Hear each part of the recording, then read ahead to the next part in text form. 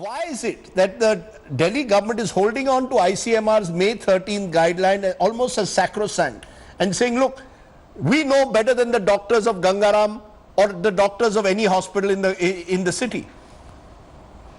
First of all, Rajdeep, let me make it clear once again that both the testing guidelines and the admission guidelines make a clear distinction for patients who are senior citizens or those who have other comorbidities. There is a provision whereby patients with other comorbidities can be tested. Number two, he seems to say that putting details into an app is not a major offense. It is a major offense because if you cannot track a corona patient, if their phone number is incorrect, if their address is incorrect, there is no way that the government surveillance system can actually reach out to those patients. So yes, under the Disaster Management Act, under the Epidemic Act, it is a criminal offense. And in fact, it's a moral offense because what it means is that there is a patient out there who is corona positive and the government cannot reach out to them. You cannot isolate them. You cannot contact trace them. You cannot put them into quarantine. You made that point. You made that point. My point is if you don't test asymptomatic people that could spread infection, you need antibody testing randomly to catch that. That is, most doctors say that today. Why does the government believe? Why does the government of Delhi believe they know more than doctors? Rajdeep, I completely agree with you, and this is the reason why there was a lot of effort by the central government and by the Delhi government to procure rapid testing kits, which are basically antibody tests.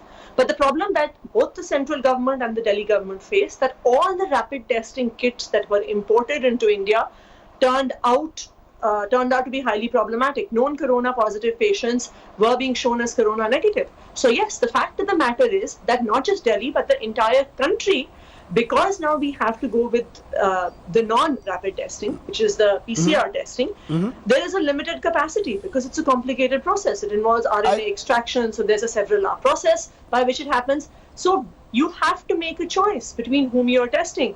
And it is more important to test patients who are in a severe condition, and those patients are the ones who are not getting tested, and those patients are the same patients who are not getting beds in hospitals. Let me ask that to Dr. Satwik. This point which is being made repeatedly by the Delhi government, that there are finite beds, there are finite testing capacities, and therefore we need to focus on the more severe patients and not just test randomly, including asymptomatic cases. Your response, Dr. Satwik?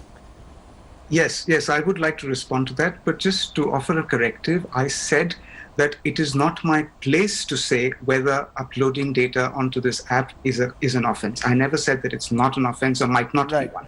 I said it's not my place to say that. Secondly, I think the Honorable Legislator seems to be mistaking what the meaning of the phrase comorbidities. Let's say a person requires cancer surgery. He's a fit individual otherwise. This patient does not have comorbidities. Okay?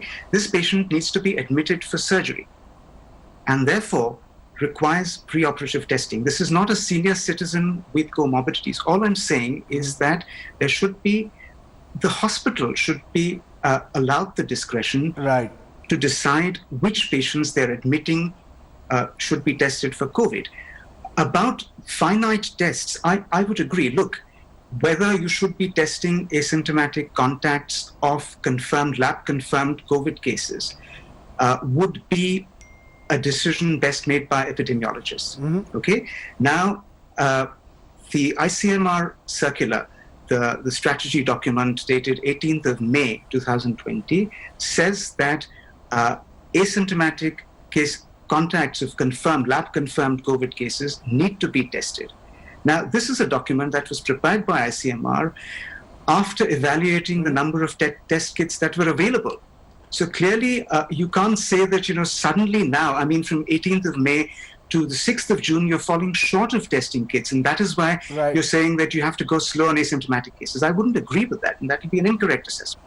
Rajdeep, two things. First of all, I would like to say once again that there is no order that states that person who has some other severe illness and therefore requires testing cannot be tested. Number two, why is it that the governments have to decide?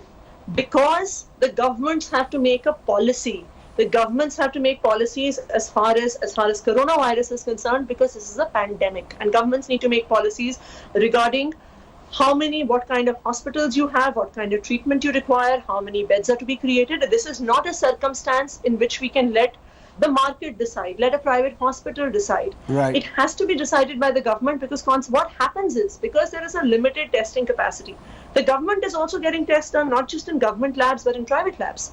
And the government is paying the private labs for those tests. But if that testing capacity, and what you don't realize, Rajdeep, is that it creates a class divide. There is a lot of people who are coming from richer upper middle class backgrounds who are getting large number of tests done even when they are asymptomatic.